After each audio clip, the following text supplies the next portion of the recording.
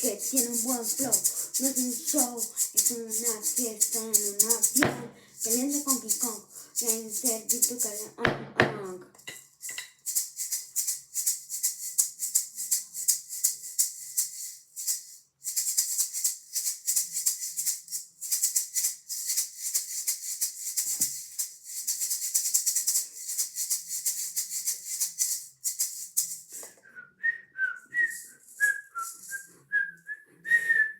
Llegamos a Francia con mucha elegancia. Después fuimos a Europa y nos comimos una torta.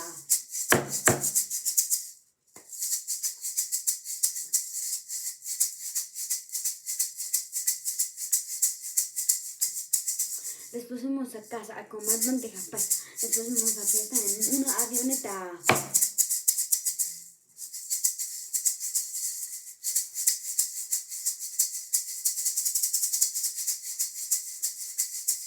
Después fuimos a Italia a tomar un vuelo a Arabia. Después nos aburrimos y nos fuimos con los chinos.